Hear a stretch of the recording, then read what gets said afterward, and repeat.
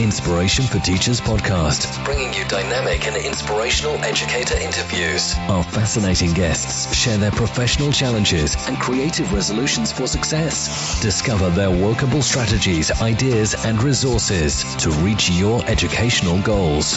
And now your host, Kelly Long.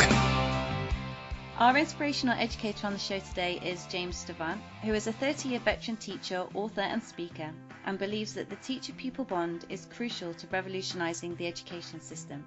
James, welcome to the show. I've given our listeners a welcome introduction to who you are, but let's get to know you a bit better. Well, hello, Kelly. It's wonderful to talk to you. My name is James Sturtevant, and I teach high school. And here in the USA, high school kids are roughly between the ages of 14 and 18. I teach in a public school, about 1,000 students. And for those of you familiar with North American geography, if you think of the Great Lakes, I'm about 150 kilometers south of Lake Erie, which is the least impressive of the Great Lakes. I live right outside of a city. It's an average-sized city. It's called Columbus. It's in the state of Ohio. It's about 1.5 million people. I teach world history, which is a lot of fun, and as Kelly said, this is my 30th year, and it's just a wonderful, wonderful lifestyle. So you have lots of knowledge that you can share with us today, James, and lots of valuable information that you can pass on to all of our teachers that are listening to the show. What I like to do at the start is have an immediate knowledge takeaway from you, and I've been asking my most recent guest the same question. And what I'm trying to really get to is the heart of what teaching and learning is all about. In your opinion, what is the most powerful tool or strategy that a teacher has in their toolkit to aid learning? That's an easy question for me, and I'm afraid I might sound a little repetitive during this interview because I'm going to repeat myself frequently on this. I believe one of the most powerful tools is a strong relationship with your students.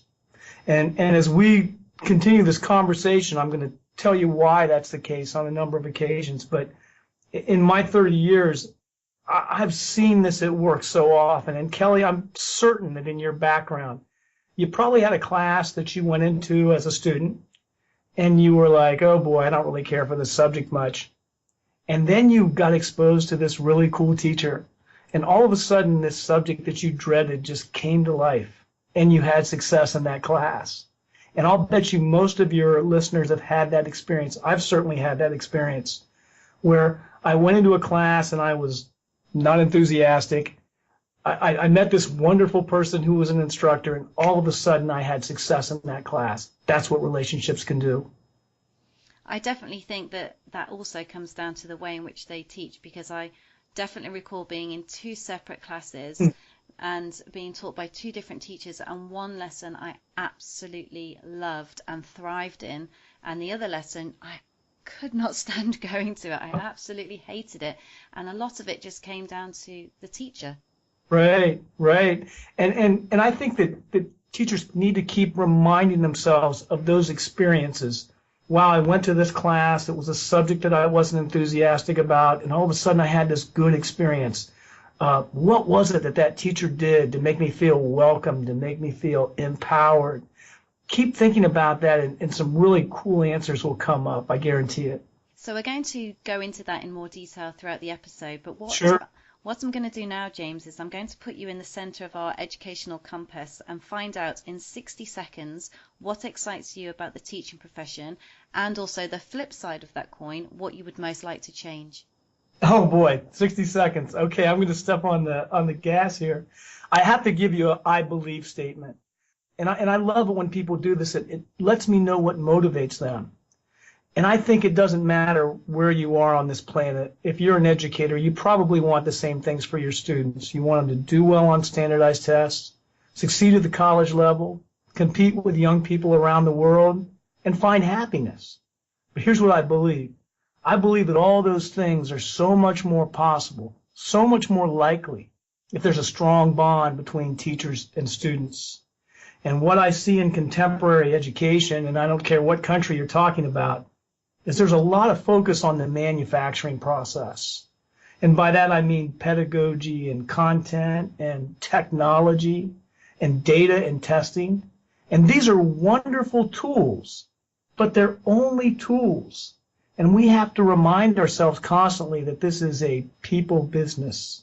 And so I think we have a tremendous opportunity. It excites me for people like me, people who are wired like me, to keep reminding everyone that that student-teacher relationship is crucial. And when that's in place, all those other tools become a lot more effective. Now, I think I went over 60 seconds, didn't I? That's okay. Don't worry. I never, ever keep to my time, so it's totally fine. Yeah, and so I can tell you what I'd love to change. Like you mentioned, I've been in teaching for a number of years, and just about a month ago, or maybe 2 months ago, I don't remember, I decided to make a list of all the things that I've been in-serviced on. Now, here in the U.S., we have this thing called in-service or professional development. I'm certain you have something similar in the U.K., correct? Yes, we do. And so I made a list of the things that I could remember. I mean, there's more than I can remember, but I've been told how to differentiate, told how to form rubrics, taught how to use summative and formative assessments, enlightened on self-directed learning, professional learning communities, creation of teacher websites, bring your own technology, flipped classrooms, essential questions, and everybody in America right now is talking about project-based learning. Now, these experiences have made me a better teacher. I've benefited from learning how to do these things. But Kelly, I don't remember once in my career a school leader standing up in front of us and saying, hey, today's staff, we're going to work on forming strong relationships with students, which kind of blows me away. Now, I wrote my book. It was published last year, and a local school leader read my work. He was enthusiastic. He gave me a call and said, I want you to become familiar with a man called John Hattie, who is an education researcher from Australia. He wrote a landmark book in 2008 called Professional Learning. Yep, I know it well.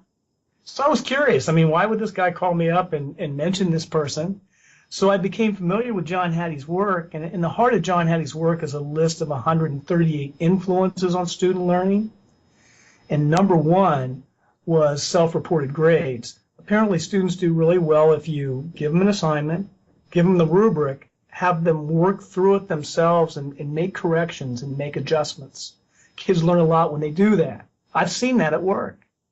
Number 138 is student mobility. And in this case, we're talking about child moves into your class on October 1st and she's gone on November 1st. That's devastating to that kid's intellectual development. So I was really curious, man, where would student-teacher relationships fall? They were in 11th place, far ahead of a lot of things that we might think are more important, like professional development was in 19th place, socioeconomic status was in 32nd place, principals and school leaders was in 74th place, class size was at 107. So that was a tremendous affirmation to what I did, and it gave me great motivation to really try to spread this message. I think it's incredibly important, and I don't think that we spend any time at all in professional development on helping teachers become better at it.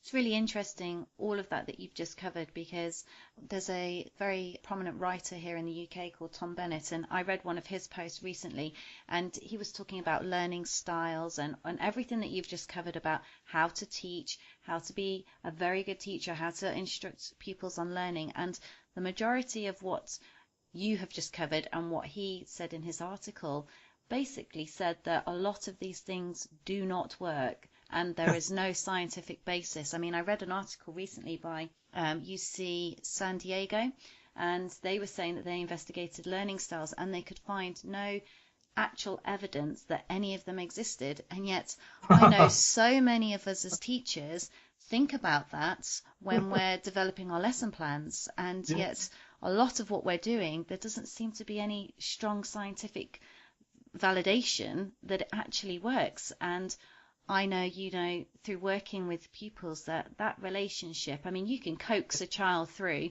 the most difficult, challenging of circumstances and bring them around to learning in your lesson just by having a conversation with them. Yes, ma'am. That's beautiful. You know, something I want to add to that is and this is an issue in the U.S. I'm certain it's an issue in the U.K. as well. We have a huge attrition rate among young teachers in the United States. The National Education Association, which is the teachers union, which I'm a proud member of, did a study not long ago and found that 46% of teachers are leaving the profession by their 5th anniversary on the job. Yeah, I think that's even lower here in the UK. I think it's about 3 years they're off. Wow. And you know what that tells me? I mean, it's hard for me to fathom that those people that are walking out the door have this wonderful relationship with their students.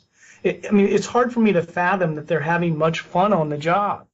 And I'll be honest with you, I think that one thing that we need to concentrate more on is having fun on this job, because this job should be a lot of fun.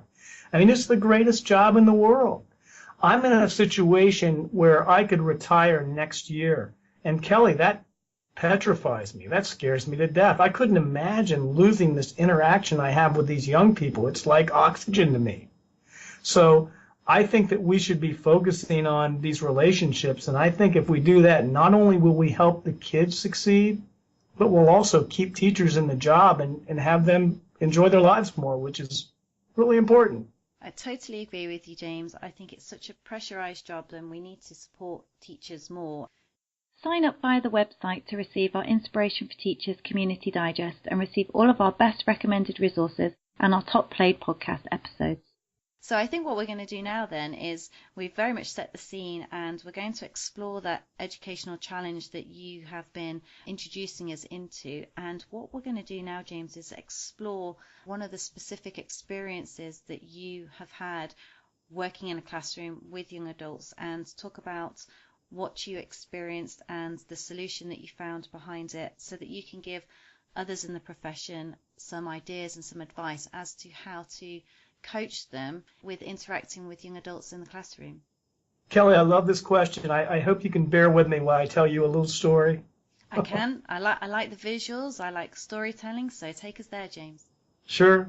Back at the dawn of my teaching career, I was confronted with a group of students who were nothing like me. Now, your audience can't see me, but I'm a white guy. And most of them were African American. They were largely poor. They had almost zero interest in the subject, which was 9th grade civics, which is government. And I walked into that class very determined to form relationships with these students. What I failed to appreciate was I was as alien to them as they were to me. And in retrospect, I came on way too strong. And these kids really wanted nothing to do with me. And not only were they standoffish and cold, but they would also undermine a lot of the things that I was trying to do in the classroom. And this was back when I was a really young teacher, and Kelly, I felt like a failure. I've been there. I know how that feels. So we start school here like early September, and throughout the month of September, I was like, I'm not reaching these kids. What in the world's the problem here? I mean, the things that I tried with kids before wasn't working with them. And like I said, not only was it not working, they were rebellious in class. September worked its way into October, and one dreary morning, Monday morning, they come filing in, and I gave them an assignment to do, and I had them pair up to work on it, and it became evident pretty quickly that they were more interested in talking about their weekend experiences than they were the assignment. And I was frustrated by that. And there was a couple young guys up on my desk, and they were loud. And I was close to redirecting them, say, hey, look, guys, you're not going to want to work on this later. Let's get a start on this. But Kelly, something in me told me that this was a great learning opportunity for me. And if I just kind of pretended to work at something at my desk and listened into their conversation, I might learn something about my students, which is exactly what I did. And what came next was like a reality TV show, as we say here in the United States. These kids were talking about their home lives, which were chaos. A lot of the adults in their lives were making absurd decisions on a regular basis. And for some reason, I had this massive eureka moment. I mean, here I am, I'm an adult, I'm trying to work my way into these kids' lives. It's a rational act on their part to be standoffish. A lot of the adults in their lives have been pretty irresponsible. And so from that moment on, I decided to make two adjustments. And this is beautiful, man. This is a great piece of advice to any young teacher. I decided that I was going to try to pull my ego out of all the interactions I had with these young people.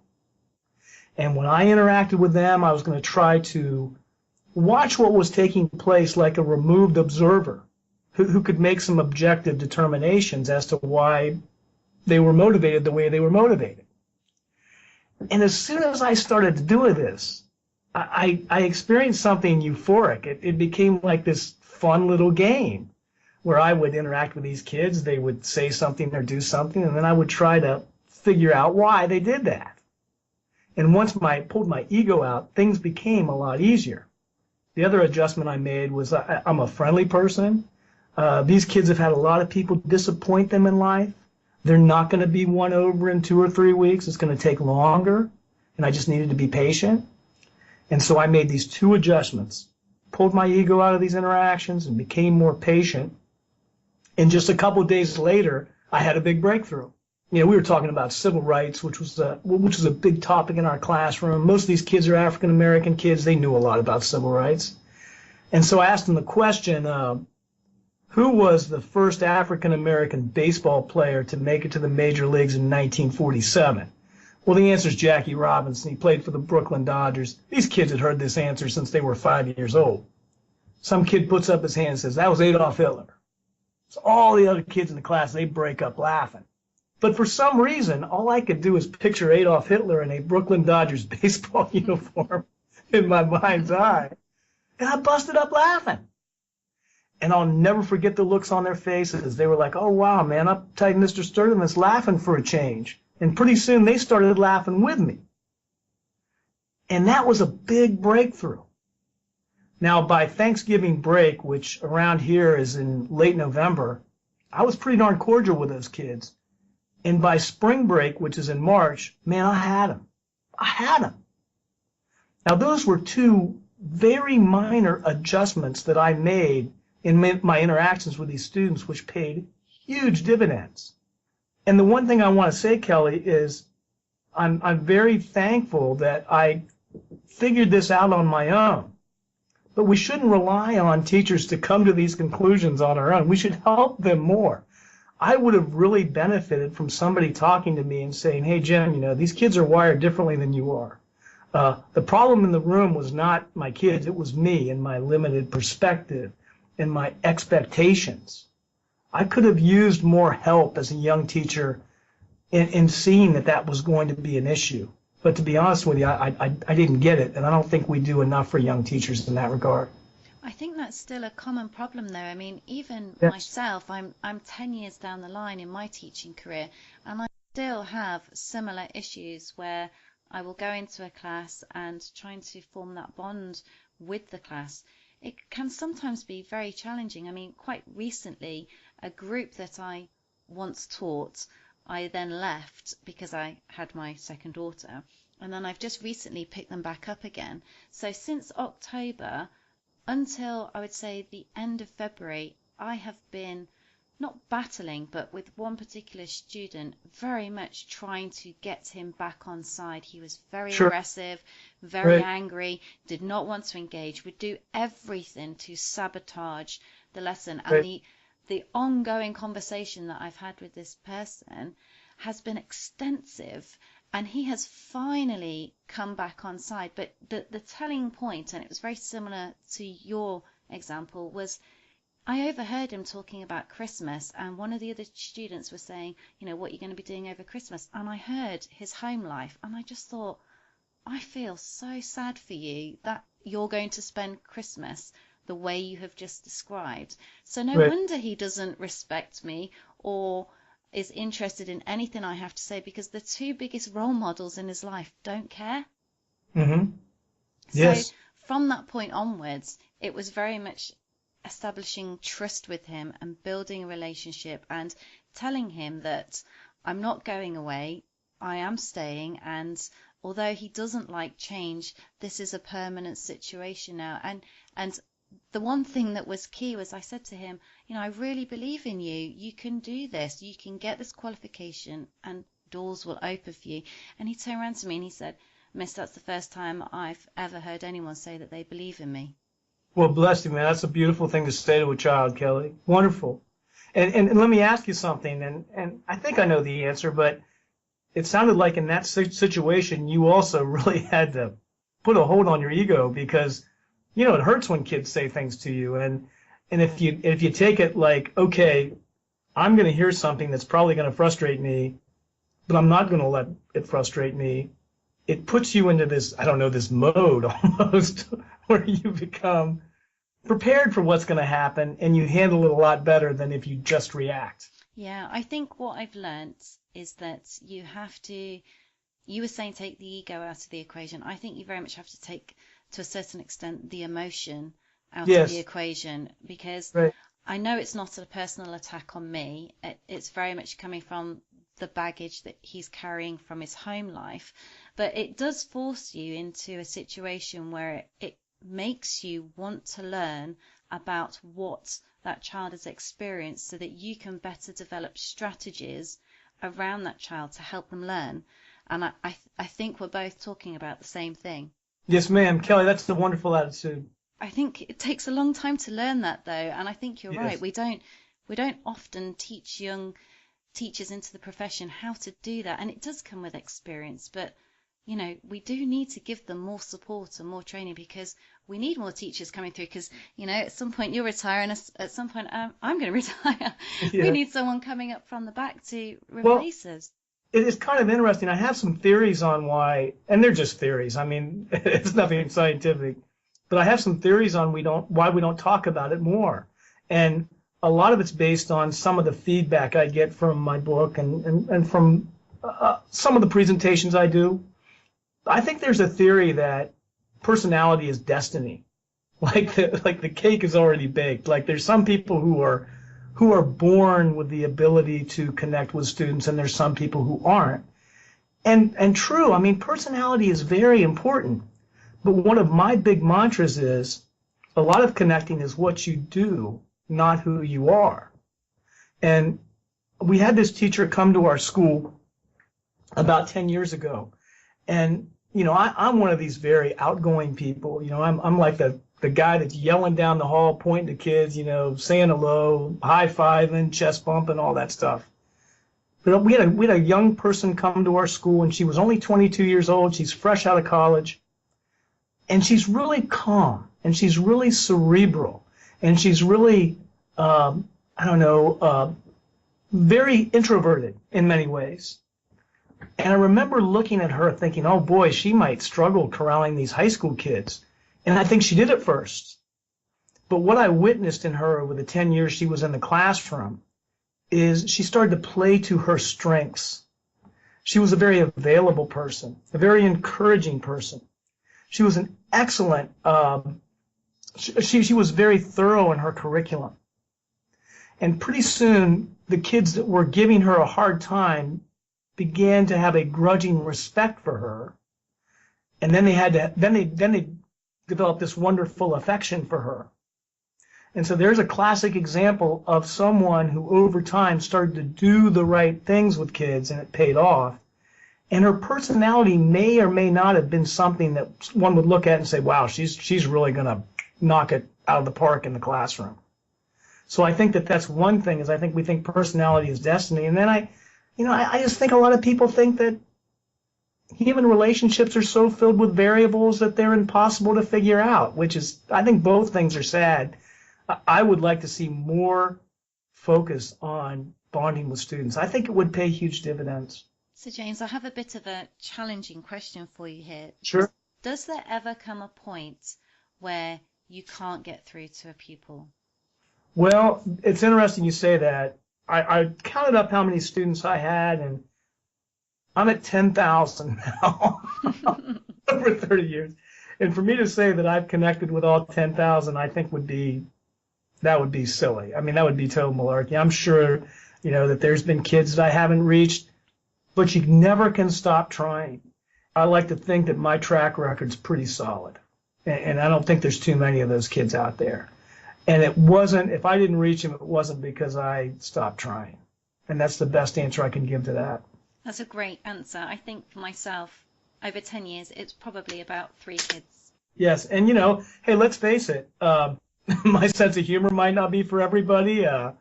Some people might not like me because I'm bald. I mean, there's some things you can't control. I mean, there's just some people that are not. You're not going to be their cup of tea. We can always work on it, though, can't we? Yeah, and you know what?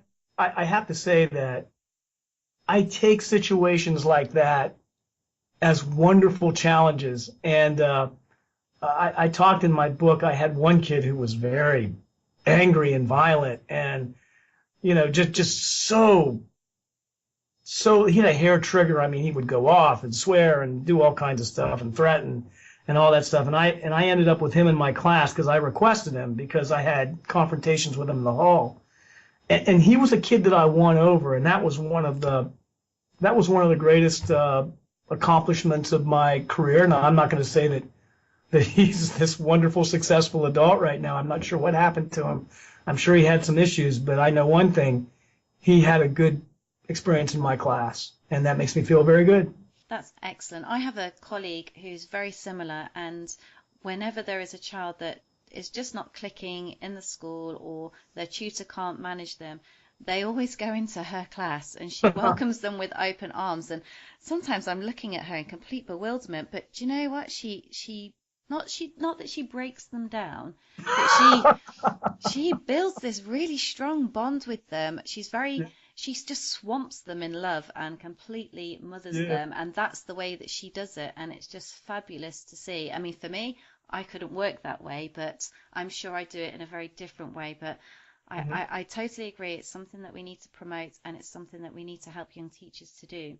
So sure. I think we've totally kind of like delved into that, and I'm sure your book is going to give new teachers and existing teachers lots of ideas. But what I would like to do now with you, James, is dive into our inspiration round. And this is where the time thing's going to come back and bite me. Because I always say that it's our quick fire round, and then we start asking the questions, and then I'm like, oh no, this is really interesting. I need to get some more from you. I will try to make my answers more brief. How's that? Okay, well, let's see how we get on with it.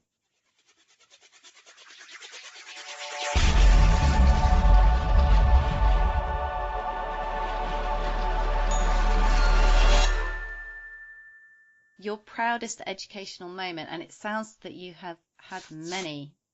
This is such a wonderful question. I think if you ask most educators, they're going to say, I won this award, or I wrote this book, or my students had this test score.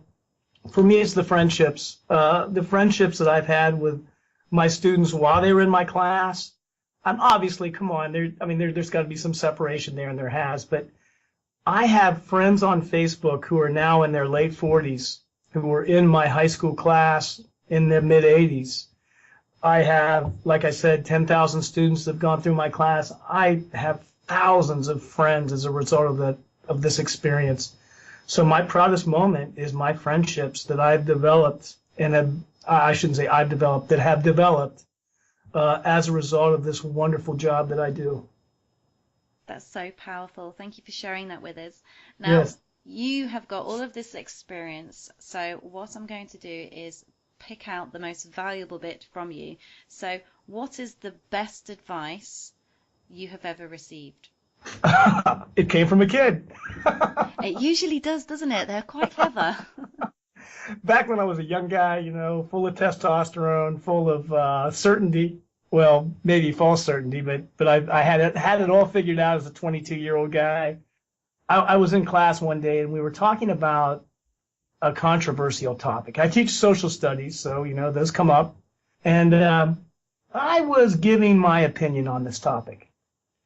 And I had a 18-year-old girl come up to me after the class and say, Mr. Sturtevant, I disagree with you on that. And I think you as a teacher should be careful of promoting your ideas too much to us. And she didn't say why, but that's all she said to me. But, she left, and I started thinking about what she said, and I was like, oh, my gosh, she's so right. There's probably a lot of students that didn't agree with the statement I made. I just set up a barrier between me and them. That was a really dumb move on my part. So they came in the next day, and I, really gave her big kudos. Like, man, I'm the teacher in here, but I'm learning from you, and, promoted her like crazy. But that impacted me tremendously, Kelly. And that was a huge learning experience. And from that point forward, I play them close to the vest, man. My kids don't know where I come down politically, religiously, any of that stuff, because that child brought it up, man. Such important advice, though, because you can get yourself into a lot of trouble. And I think also this comes back to what you were saying about relationships with children.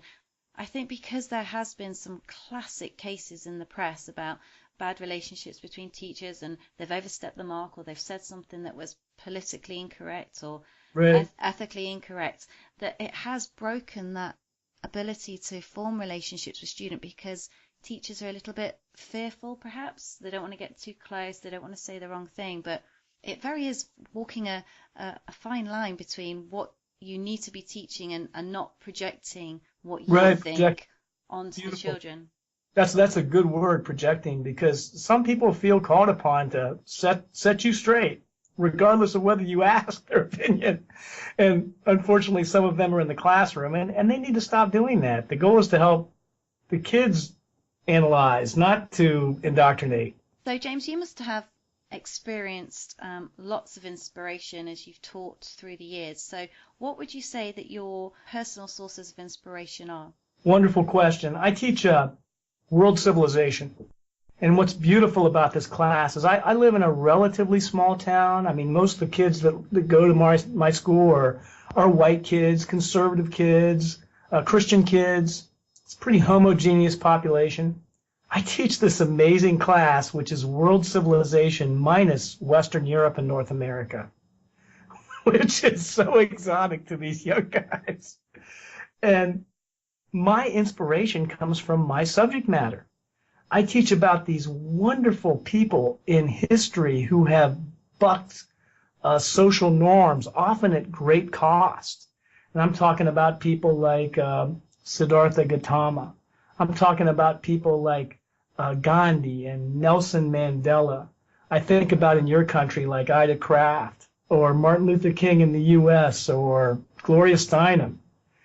And my all-time favorite inspiration is Ashoka, the father of India, who was this great warrior who fought this battle in 300 BCE subcontinental India.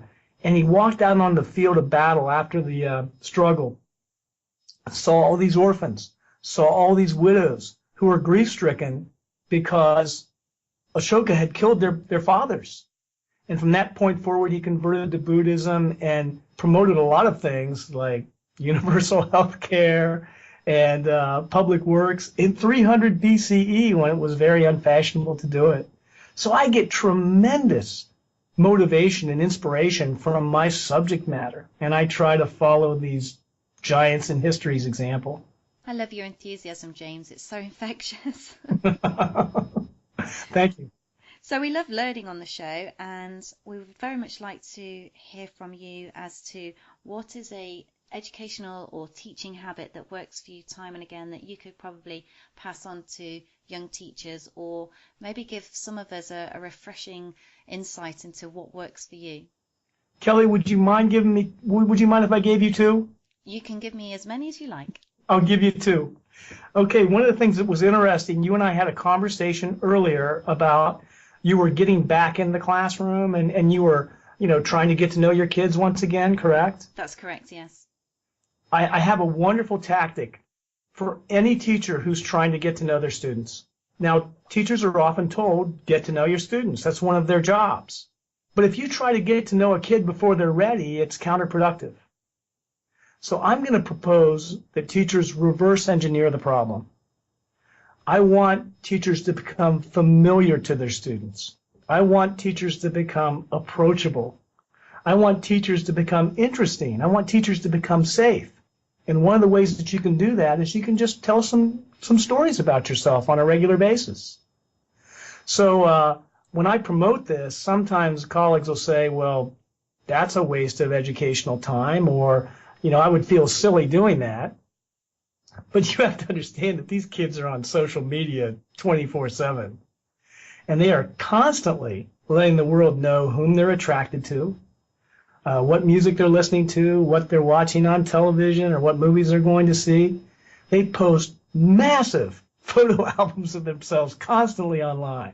So if you walk in to start the class and you put up an image on your smart board of what you made for dinner last night, and like a little explanation of how it was received or how you prepared it, if you put up an image of the last workout you did, or neat restaurant you went to, or a movie you just saw, or perhaps you can do a before and after picture of your next haircut or your eyeglass frames, you will have kids come up to you who have never spoken to you and say, hey, Mr. Sturtevant, guess what I ate for dinner last night? Or, hey, Mr. Sturtevant, you know what Coach made us do at the end of practice last night? You have kids come up to you who have never spoken to you because all of a sudden you become safe. You became approachable. So I think the one thing that's totally in your control is you can work on the approachability factor. And one of the ways you can do that is just tell some brief stories about yourself. I think stories is what, as humans, we're programmed to be receptive to anyway. So I definitely agree with you on that. And I've experienced it myself, especially when I was expecting my first child. You know, being pregnant, so many kids came up to me and had a conversation with me about it. And, you know, I had never even taught any of these children before, but they wanted to speak to me. They wanted to know how I was doing and what names did I have planned. And I thought, gosh, this is so much easier talking to these children in this way as opposed to me trying to teach them a subject. And now that they're coming through into my classes, we've already got that relationship and it works really well. So I definitely agree with you on that. And another guest on the show, Emma Rickman, she was talking about how she tries to build a conversation with her children about her subject matter. And she said that she always uses a new story of the week and then encourages the kids to bring one in, just to try and spark a conversation that isn't necessarily around a specific learning topic, but just to start talking and interacting, because it can be quite tricky going into a classroom and expecting all of these kids to instantly listen to you and tune into you and be receptive to everything that you're showing them or demonstrating. So great advice. So what was the second thing, James?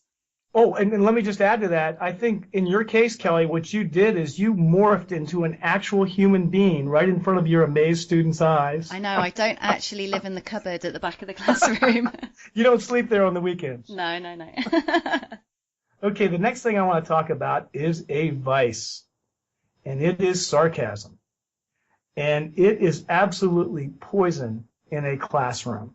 And unfortunately, carbon-based life forms use it all the time.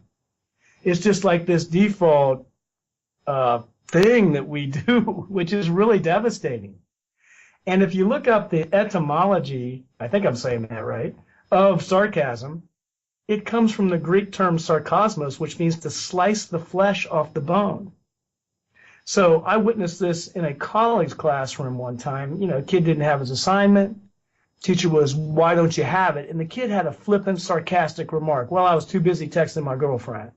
Well, the teacher responded in kind and had a sarcastic remark in return. Now, the kid laughed, everybody laughed, and they moved on. But I thought to myself, that was a bad move, man. Number one, you created a confrontational atmosphere in your classroom. Number two, and more importantly, you probably reinforced a lot of insecurities this kid already had about himself. Now, granted, he's got this cocky exterior, but inside he's probably thinking, oh, wow, maybe it's true. Maybe I am stupid. Or, oh, wow, maybe it's true. Maybe I am irresponsible. So sarcasm is something you need to just bag. You need to get rid of it. And I don't want to come off as too zen-like on this, Kelly. I have done it. I'm not proud of it. But it's never ended well. And whenever I slip into it now, I use it as a teachable moment. And I tell the kid, I just use sarcasm with you. Let me tell you why that's a bad move, and I apologize for it. So I'd say for young teachers or even teachers that are struggling, become more approachable and can the sarcasm. Fantastic. Thank you, James. Let's move on to a resource that you can share with our listeners now. Sure. I read this book. I think, once again, they're from Australia. They're all from Australia or New Zealand. But in researching my book, I decided to learn a lot about nonverbal communication because I quite frankly find it fascinating. And so I read this book by Alan and Barbara Pease, that's spelled Pease. It's called The Definitive Book of Body Language. And, it's sold many, many, many copies. And it is absolutely hysterical. I put it in league with one of my favorite books of all time from the UK, The Hitchhiker's Guide to the Galaxy. Oh, yeah. It's awesome. This is like The Hitchhiker's Guide to Body Language. And it is just hysterical. And what happens when you read this book is you start interacting with kids and you realize there's a lot more being said than what's coming out of their mouth. I will definitely have to read that just for the laugh factor. Oh, it's hysterical. And it also helps you in your romantic relationships. And we'll be putting all that in our show notes page, so all of our listeners can go to that, James, and they can follow through on those links. Can we just go quickly to your book and just to summarize what our listeners can get out of that book that you have created, please? Sure. My book is called You've Got to Connect. The contraction You've Got to Connect. It's available on Amazon. You can get it on Kindle if you don't want to deal with having it shipped across the Atlantic Ocean, which I can certainly understand. My whole purpose of my book is to give teachers how-tos, things that they can do, concrete steps that they can take to forge stronger and stronger relationships with students. Because it's one thing to talk about it, it's another thing to do it. So I always start with a small anecdote which talks about why it's important. Then I thoroughly dissect the topic, and then I give teachers how-tos or give potential teachers steps to master. And I think what they'll do if they master these steps is they'll look up and take notice of a far better relationship with students. Well, James, it's been so wonderful having you on the show today, and I've loved sharing your stories and learnt so much from you, and I know our listeners will have done the same. So a big, warm thank you from me for joining me as a guest today. Kelly, you were wonderful, man. I felt like I was sitting down talking to a buddy. Oh, that's awesome. Well, chink, here's a beer. That's next. So, James, we're nearly at the end of the show now. So what I would like to do is give you the opportunity to tell our listeners how they can connect with you, how they can reach out to you. I love interacting with people. And if you would like to email me, I'm going to give you my email address. I'll spell it out because my name is problematic. Kelly had to talk to me before the program started. How do you pronounce this? So here it comes. And I'm going to use the NATO alphabet if anybody's having a hard time deciphering between my letters. So it's P as Papa, J as Juliet, Sturtevant, that's S as in Sam, T as in Tango, U, R, T as in Tango, E as in Echo, V as in Victor, A, N, T as in Tango, pjsturtevant@gmail.com. And then you can also follow me on Twitter, which is at James Sturtevant. And then I also have a website, which is called jamesallansturtevant.com. And I really enjoy posting things on my blog, and that's a great place to catch up with me. Any of those three places. Thank you for joining us today on Inspiration for Teachers. For more resources, tips, and advice, visit our website, inspirationforteachers.com. If you enjoyed today's episode, we would love to connect with you. Just click like on our Facebook page at facebook.com/inspirationforteachers.